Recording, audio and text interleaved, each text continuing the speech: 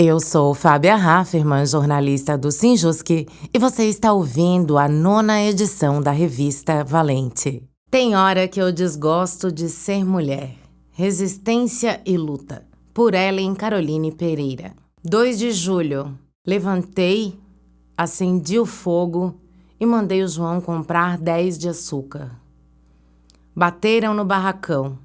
Os filhos falaram: "É o pai da Vera. É o papai." Ela sorria para ele. Eu é que não fiquei com tal visita. Ele disse-me que não levou o dinheiro lá no juiz porque não teve tempo. Mostrei-lhe os sapatos da Vera que estão furados e a água penetra. "Quanto pagou isso?" 240. "É caro." Ele deu-me 120 cruzeiros e 20 para cada filho. Ele mandou os filhos comprar doces para nós ficarmos sozinhos. Tem hora que eu tenho desgosto de ser mulher. Dei graças a Deus quando ele despediu-se. Carolina Maria de Jesus. O quarto de despejo. Diário de uma favelada. Tem hora que eu tenho desgosto de ser mulher.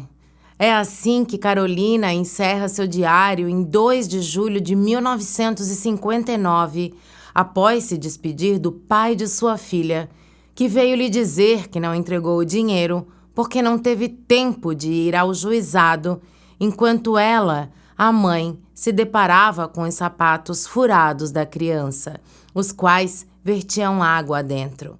No contraponto da suposta falta de tempo do pai, sabe-se que Carolina teve uma vida como catadora, até ser reconhecida como escritora e que diariamente, abaixo de chuva e de sol, recolhia papelão pelas ruas de São Paulo. O resultado deste trabalho precarizado mal lhe permitia alimentar as filhas, os filhos e a si mesma. Por isso, não se estranha suas horas de desgosto em ser mulher. Uma mulher preta, mãe, periférica, que conseguiu retratar em seus escritos as durezas que formam esse Brasil. Gostaria muito de iniciar esse texto com algo mais otimista. No entanto, como mulher negra, diretora de um sindicato e ante meu compromisso na luta de classes, não posso deixar de dizer sobre aquilo que me toca de diferentes formas enquanto mulher trabalhadora e, por conseguinte, como dirigente sindical. Aqui, não pretendo comparar minha condição de vida com a de Carolina, mas a trago para falar dos pilares que nos forjam enquanto sociedade, visto que em seu escrito posso capturar quase que um retrato de nosso país. Pensar uma política sindical comprometida com a transformação social pressupõe compreender os aspectos históricos que nos formam enquanto classe trabalhadora, em um país de capitalismo dependente, forjado a partir da invasão e expropriação protagonizada pelo mundo branco ocidental sobre o nosso território e que transformou as diferenças existentes entre os povos em desigualdades que nos assolam até os dias atuais e que tão bem são retratadas por Carolina de Jesus. A primeira pergunta é: o que permitiu que esse território tenha sido invadido e expropriado? Annie McClintock, em 2010, faz uma contribuição central nesse campo, assinalado que nessa terra na qual pisamos e construímos nossas vidas hoje, equipara-se à leitura da virgindade dentro das percepções patriarcais. Para a autora, em narrativas patriarcais, ser virgem é estar vazia de desejo e de atuação sexual, aguardando passivamente o ímpeto da inseminação masculina da história, da linguagem e da razão. Assim, nas narrativas coloniais, a erotização do espaço virgem também faz uma apropriação territorial. Afinal, se a terra é virgem, os povos colonizados não podem reivindicar direitos territoriais originários. Por conseguinte, o patrimônio masculino é branco, é assegurado violentamente, assim como a inseminação sexual e militar de um vazio interior. McClintock, em 2010. Longe de produzir anacronismos, quero evidenciar que esse tempo que vivemos é também o tempo marcado por aquilo que nos constitui historicamente, mas não só. Também pelos horizontes que pretendemos construir dialeticamente, se esse horizonte tem como perspectiva uma crítica ao mundo desigual no qual vivemos.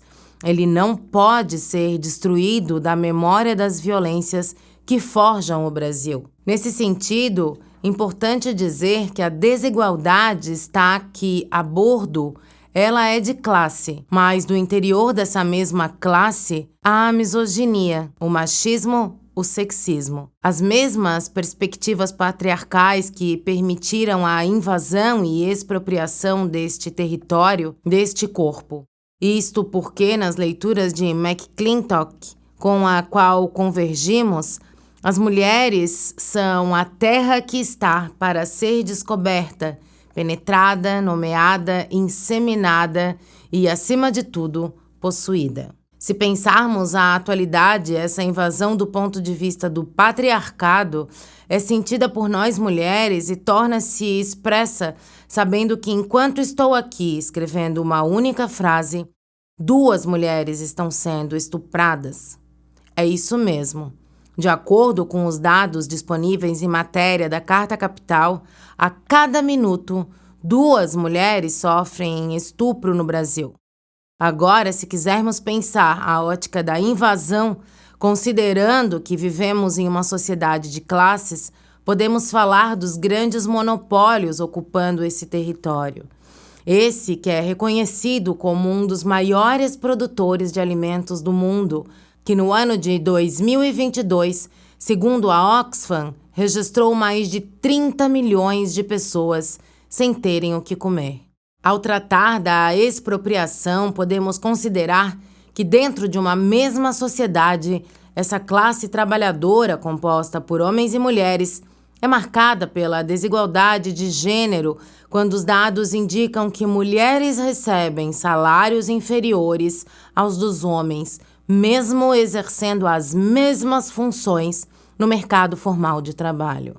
E que, além disso, somos nós, mulheres, responsabilizadas pelas esferas de reprodução social da vida, tanto dos trabalhos domésticos, que perpassam, entre outras demandas, o preparo da alimentação, que assegura a ida de toda a família ao trabalho diariamente, quanto no campo do cuidado, com filhos, filhas e demais familiares, que dentro da lógica do capital correspondem à maior força de trabalho disponível para a regulação de seu valor. Já ao abordarmos a expropriação desde um olhar de classe, podemos afirmar que o valor da nossa força de trabalho, de brasileiras e brasileiros, é rebaixado sobre a perspectiva de uma superexploração. Afinal, um dos elementos que permitem a relação de poder dos países centrais com os países periféricos de capitalismo depende, como o Brasil, é justamente o fato de nossa força de trabalho ser pior remunerada. O excedente dessa força de trabalho mal paga é correspondente ao lucro das grandes empresas monopolistas. Essa má remuneração pode ser vista nas diferenças salariais entre homens e mulheres, mas não só.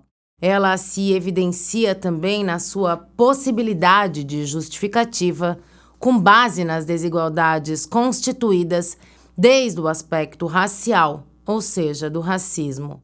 Mesmo entre mulheres, para McClintock, em 2010, o mito da Terra Virgem apresenta dilemas específicos, com importantes diferenças para as mulheres coloniais e para as colonizadas.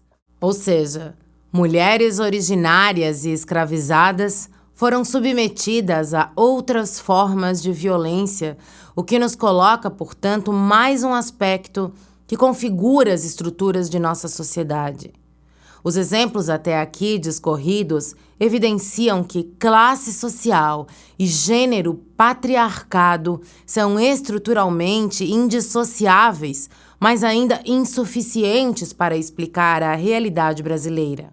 Afinal, foi o trabalho escravizado que possibilitou a acumulação primitiva do capital, propiciando a constituição do capitalismo na Europa. Os resultados desses processos evidenciam-se na atualidade, quando pessoas negras e ou não brancas, mesmo sendo a maioria dos brasileiros e brasileiras, ocupam os maiores índices de desigualdade social.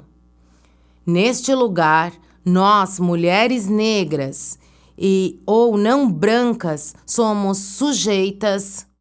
sujeitadas à base dessa pirâmide social. Os aspectos refletidos até aqui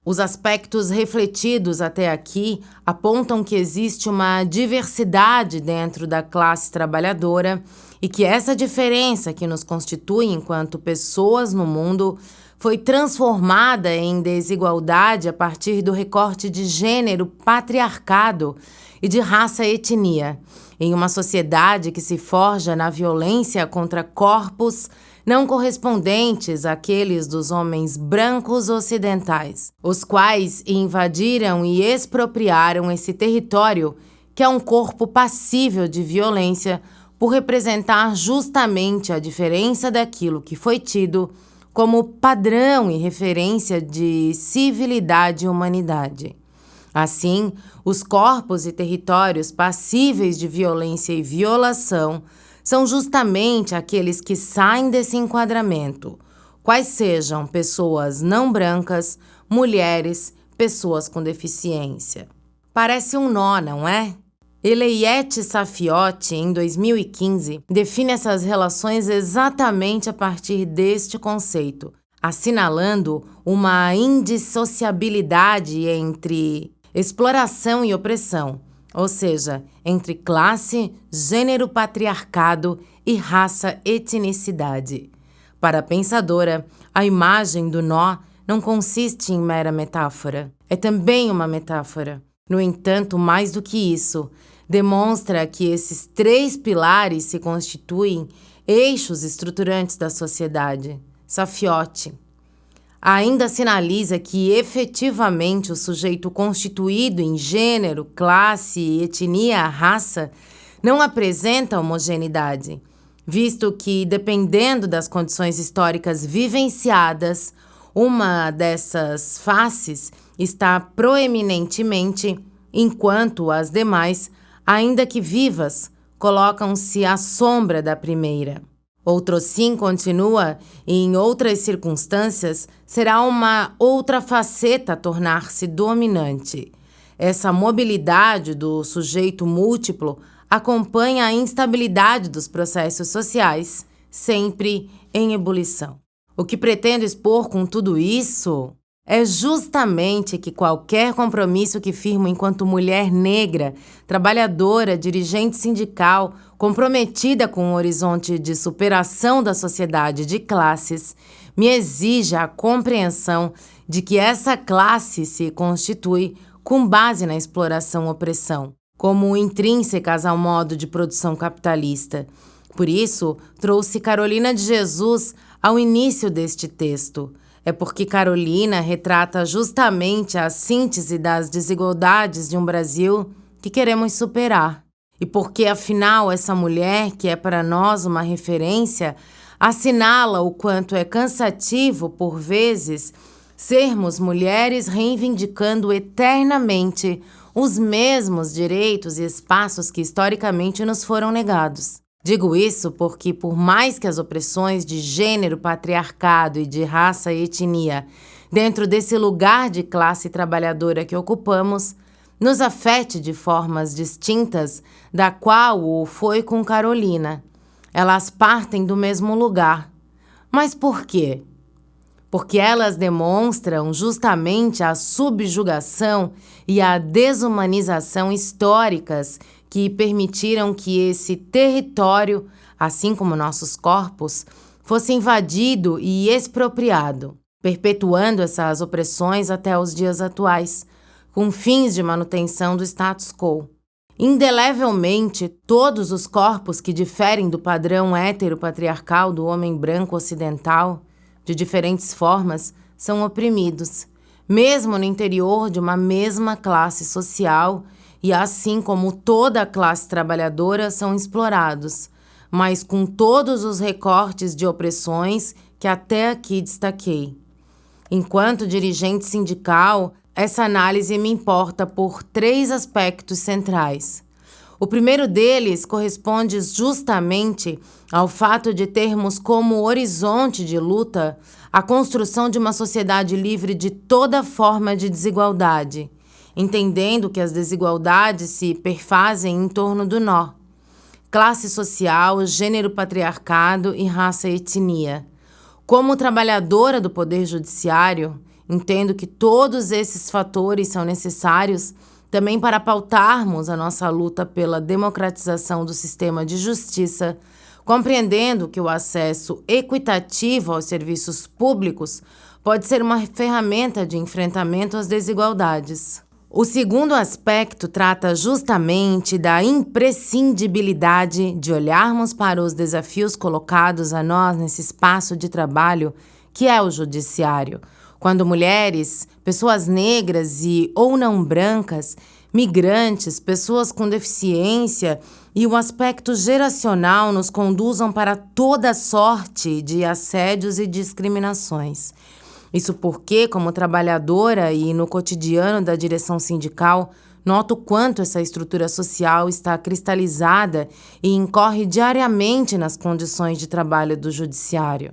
Por fim, o terceiro elemento passa justamente pela produção de um campo de análises e reflexões que deem subsídios para compreender o porquê de nós mulheres diretoras sofremos tantas violências políticas de gênero ao ocuparmos de maneira majoritária esse espaço de direção sindical. Essa compreensão contribui para que possamos seguir produzindo fissuras com vistas ao nosso fortalecimento nesse espaço. Hoje, essa direção se consolida também a partir dos coletivos Valente e de Negras e Negros, e também no núcleo de aposentadas e pensionistas do Sinjusc.